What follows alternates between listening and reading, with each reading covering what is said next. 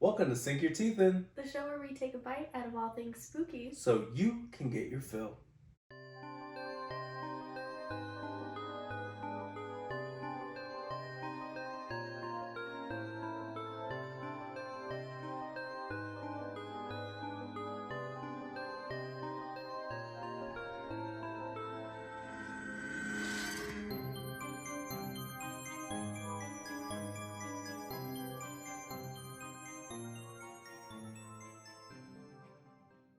Welcome back, Little Omens. This is episode 17, and today we're going to be talking about The Invisible Man.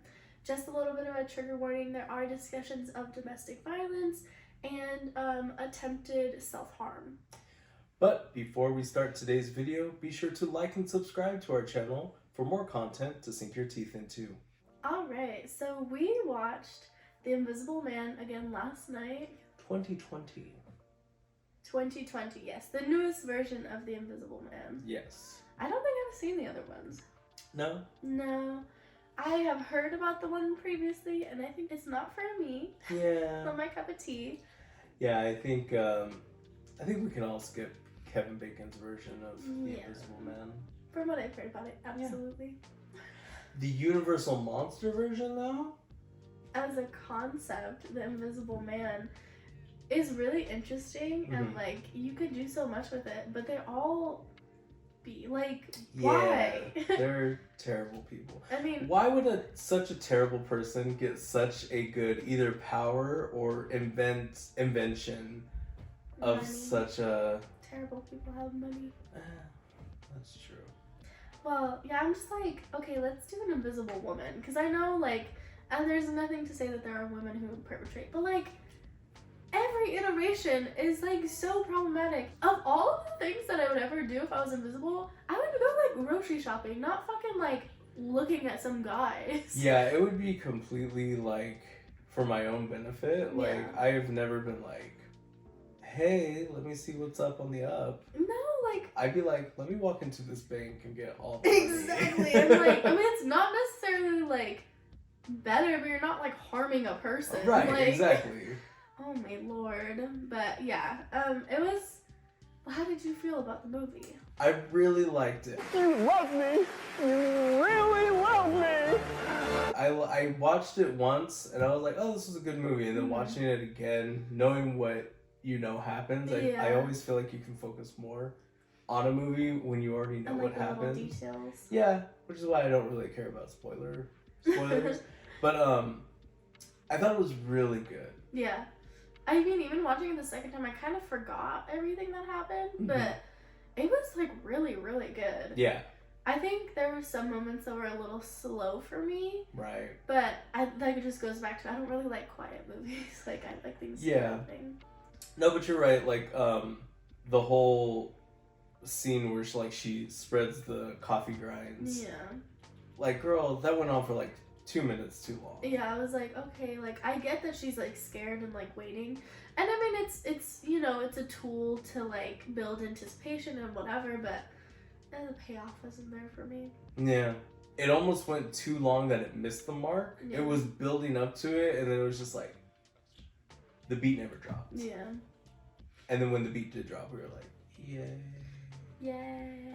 But overall, Mhm. great movie. One, I love when a movie jumps right into it. Mhm. Two, I love when a movie keeps it entertained. Mhm. A lot of movies, and it can happen sometime in horror, where it's like it tries to explain too much Yeah. of what's going on outside of the plot. There's so much backstory too. Right. It's like Yeah. I love when a movie jumps right into it, which this is what it did. We know she's leaving. Mhm. It establishes that he's abusive. Mhm. It establishes that she's in fear for her life. And then it's like, okay, boom, here's your little nuggets, let's feed you. Yeah. No, it was funny because we both took notes watching it, you know, just to prepare for the episode, and Charlie's What's your notes? Charlie's like, you know, in-depth analysis, and he's like these different segments. The Virgo came out has in me. the timeline. Hit Danny up with like a dissertation of Yeah. The Invisible Man. Because I let him kind of just, and then I was like, don't love the silence. I'm just such different. I don't know. I just like kind of was like off the cuff, you know. Figured we'd get to that at some point, but mine. That's the things that bother me, or the like things that I catch, aren't necessarily the same as the analysis part. When you were telling me things, I was like, oh my god, yeah. I feel like yours was like your experience on things, whereas I was dissecting.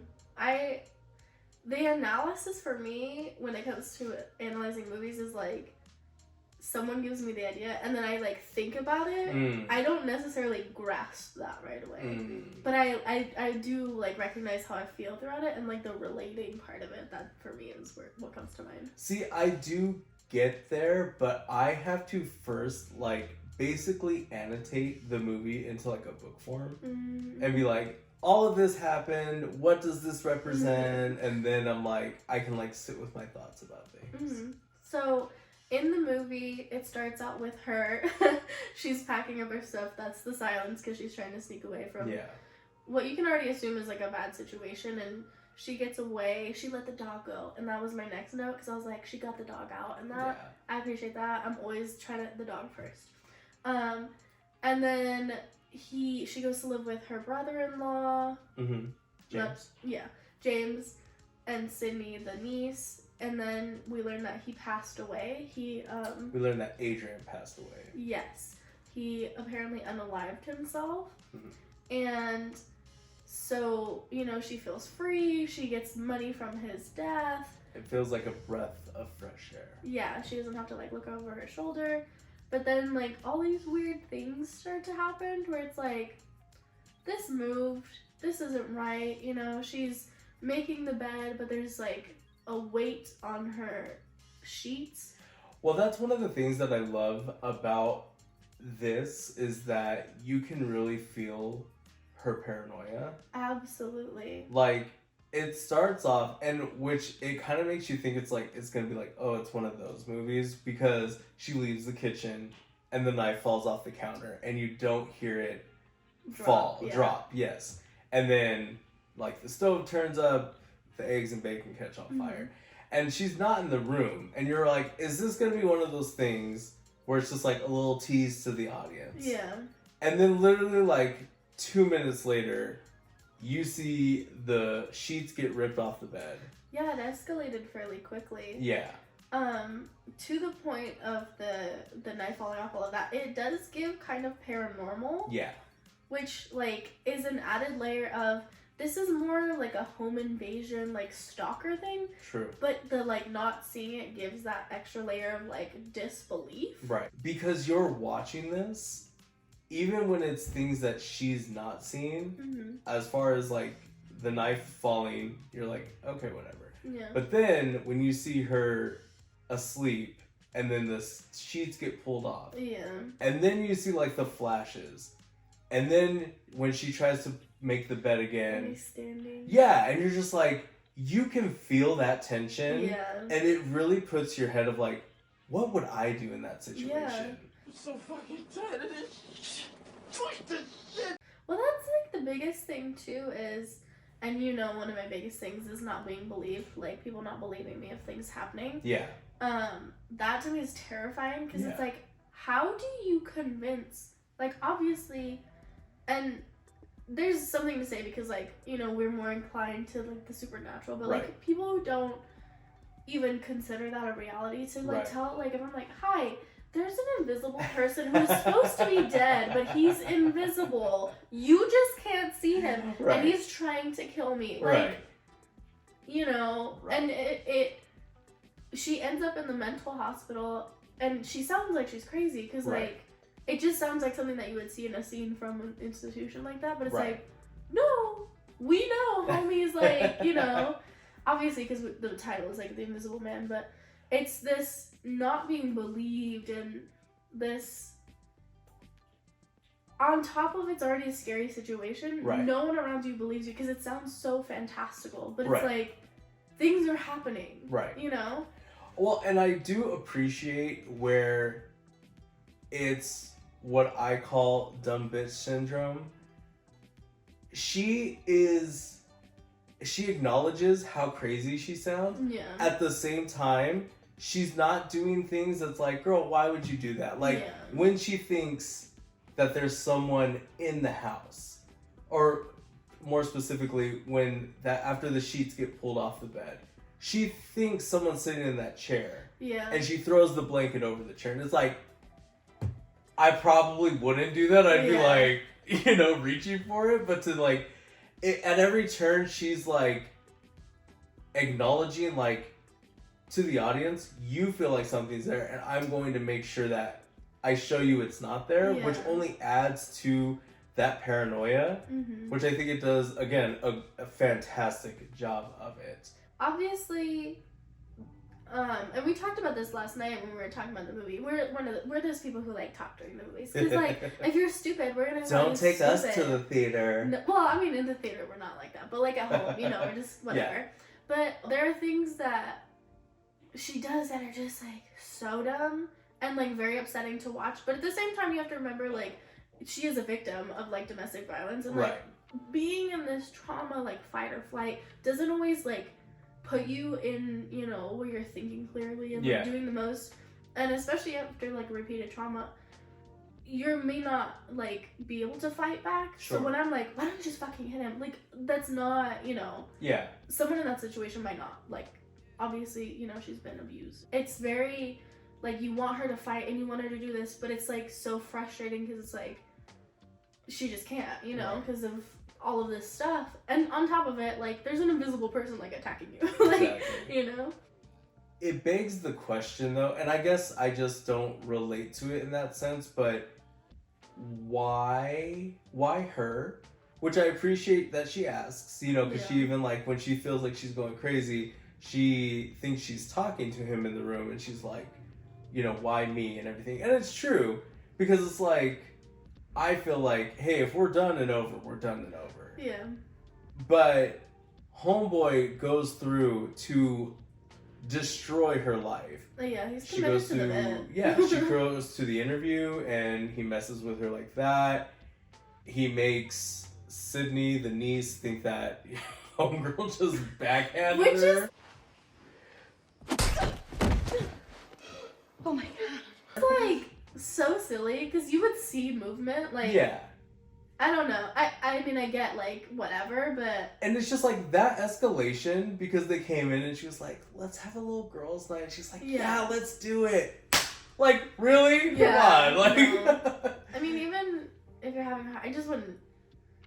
I don't know, because there was like a good amount of space. I just wouldn't be like, oh, you hit. I don't know, because like, what do you mean? Right. But maybe it's because I'm already paranoid and I think there are things, you know. Well, even in this distance, if I was to backhand you, you would still see me like move forward to you, like, and I don't even feel like I feel like they had more distance I think than it was this. about this. Yeah. But even if I'm like this and I don't like, you know what I mean? Yeah.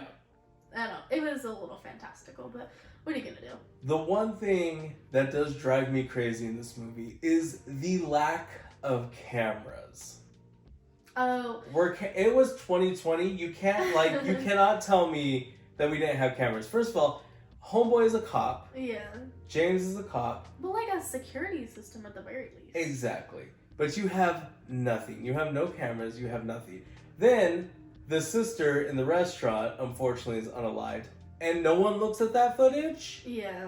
No one sees a knife floating next to Cecilia? Okay, but that was also stupid. Like, we see the knife floating, and she, like, goes to catch it. And my first instinct would be like, yeah. What do you mean? I think what might have happened, too, is that he was holding her hand and, like, sliced and put it in her hand. But no one checks the cameras. The mental institution, he's like, there's plenty of witnesses to corroborate that something random happened. Hi, can we check the cameras? Because we still saw part of this man. Yeah. If someone came to me in that sense, obviously you've gone through something traumatic. Even if I don't believe you that, like, this person is invisible, like, whatever, you're having a mental health crisis. I'm not gonna, like, just abandon you. The whole email thing, if you emailed me and were like, I fucking hate you, I never want to see you again, I would drive to your house and be like, bitch, what the fuck are you talking about? Straight Like, up. I'd be like, who said what? Someone hacked your computer. You know what I mean? Like, I know they got into it. I would never think that you would send something like that. And on top of it, like, if I'm like, I never want to see you, I hope you die, and you showed up at my house, I'd be like, bitch, what the fuck? Yeah.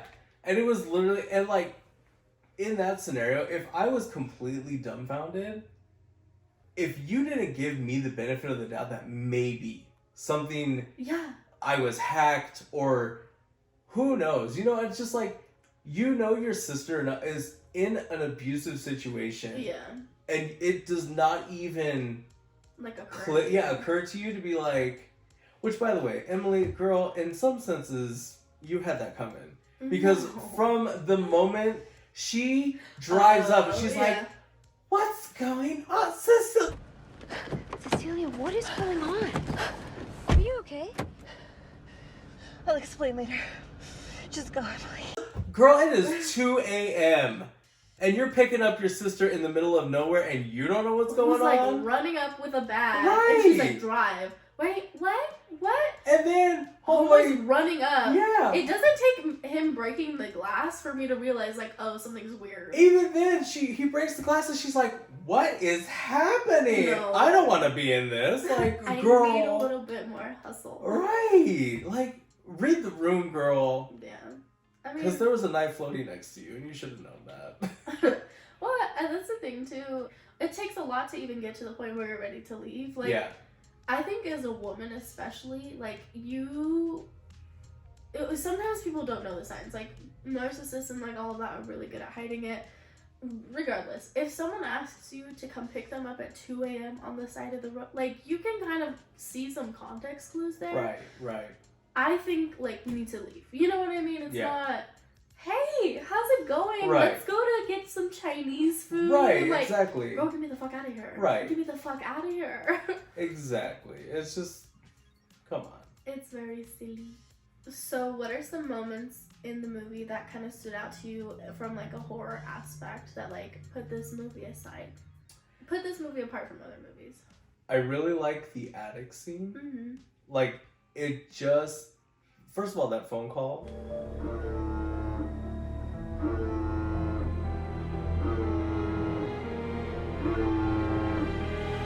Yeah. You know, and then you're like, girl, why are you going in the attic? Which is like, yeah. you're by yourself. No. Which, dumb move on you, Cecilia, but we'll let it go. But then she finds the phone, and then to see pictures of yourself. No, that's so. Literally, I love when I watch horror movies and, like, I'm not expecting something, and when I, like, genuinely gasp, because that's exactly what I did. Yeah. We saw those photos and I was like, oh, like, it could not be me. The quickness that I would get out. Well, like, that scene was very frustrating too, because she then finds a knife in a bag. Why are you opening up a knife in a bag? Like, for real. No, to be like, touch it, girl. You see the knife, like, oh my goodness, they're not like, no. And then you leave all of that stuff up there. Yeah. What? But a redeeming quality, I would have not thought to throw the paint. No. Well, I would have, like, just put the thing down, because I'm like, I wouldn't have necessarily thrown the paint. Once you threw the paint too, I would, like, kick down, but it's another one of those things where I'm like, girl, you ain't got it together, it's okay.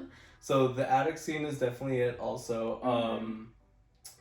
The whole mental institute scene. Yeah. That's a very spooky, scary, sinister, because it's like, obviously you sound a little cuckoo banana town, but like, you know, like, her being in these scenarios, she met with a brother, and, like, he validated, like, all of this stuff going on at the end. Right. And her having the baby and all of that. Like, I cannot imagine, like, how frustrating that would be. Because you, like, know, you just know, you know? Yeah.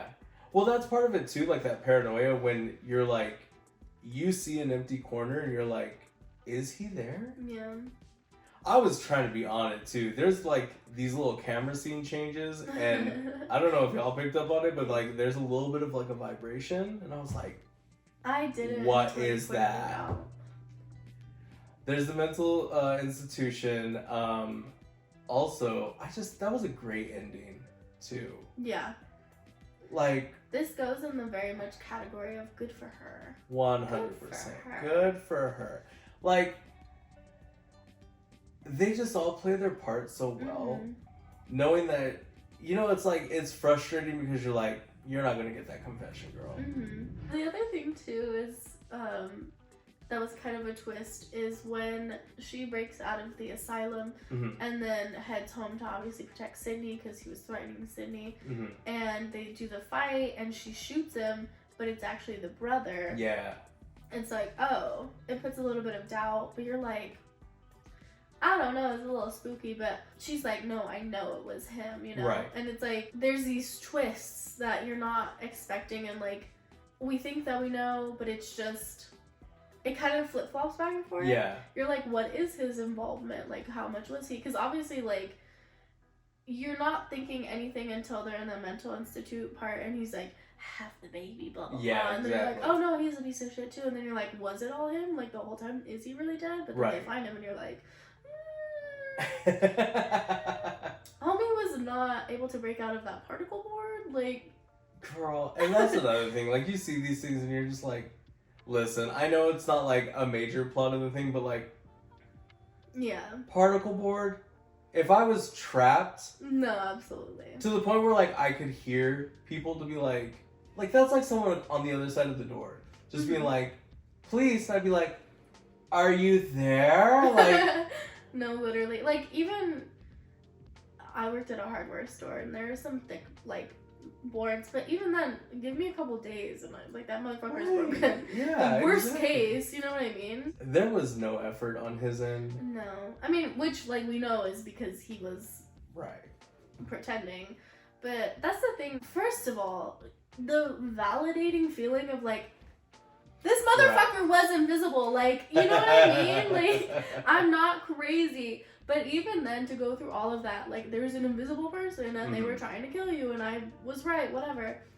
For you to be like, it wasn't him. Like, I know how... Yeah. Girl. Like... Girl. There's an invisible suit. And this guy isn't dead. Like, let's suspend disbelief enough to realize, like, oh, maybe he is a part of it. Like, what? It does also give very, like, LAPD, where it's just like, there's a body, you know what I mean? Like, he was in a suit and there was a body. That. Yeah. Like, girl, no. I feel like it's a very vindicating ending. Yeah.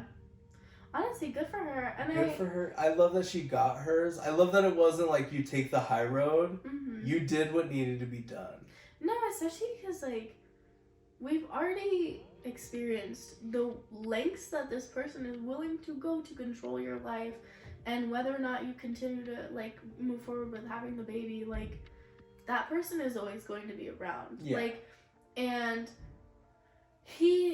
so we know that he really was a part of it because of that whole surprise thing. Surprise. Surprise, Cindy. Like, he made it known.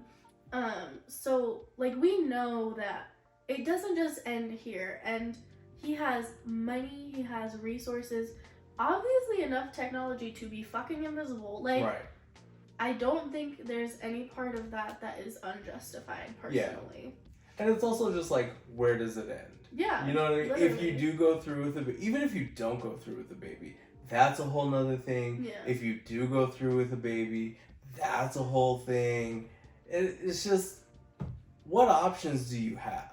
I mean, this person has, he literally killed your family, but, like, won't let you get a job, isolates you from your family as much as possible, kills your family, like, does all these things, gets you put into an institution. Like, I think at some point, like, there is a line. Like, You were really building it up for me, and then you just, I was like, What? oh, that's why it's bad.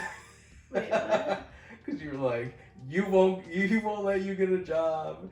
He won't let you. And I was no, like, there's... I don't want a problem with that. And then you were like, he kills your family. And I was like, that's where we're going down. No, literally. I have no qualms with that, Yeah. you know? I don't think revenge, like, heals things. It doesn't even feel like revenge. It feels like protection, like protecting yourself. Yeah, honestly. When you're out of options, that's what I appreciate about it. Mm-hmm. It's a realistic of like, this is an option that almost next to no one would consider. Yeah.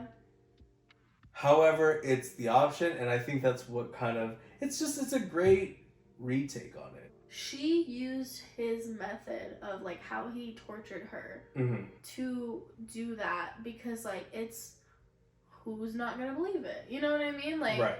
there's no way to prove that that's not her in the suit, and like whatever, they don't know about the other suit. Right. But I think it's poetic almost. Poetic justice. So, final thoughts on The Invisible Man? Really good. Yeah, I really think it revamped the genre. Yeah. A good story. I was gonna say and it's like a good retelling of yeah. of the story. And it feels fresh. And some things feel cash grabby and like, we're just gonna do this Right. for whatever. But like, when you take the time to modernize it Yeah. and like make it its own, like it's standalone. When you take a concept and put it to your own story. Yeah, I Yeah. think that it makes it worth it. Honestly, like, it was really good. I think we're biased. I think we really enjoy the Blumhouse movies. Everything that comes out of there, I'm not everything, but It's just always, I especially in today's day and age, I always appreciate quality over quantity. absolutely. If it is a cash grab, so be it, but make it good. Yeah. You know what I mean? Like, Well, there's like something to be said about nostalgia, but like do it justice. exactly. Mhm. Like, not everything needs a remake. Not everything needs a sequel or a prequel. But if you're gonna do that because there's no other original ideas, Mhm. that's the way to do it. Alright, little omens, that is it for today's episode. We hope that you enjoyed and that you guys check out The Invisible Man. But before you go, be sure to follow us on all our socials linked here. And remember, little almonds, Stay spooky. Surprise.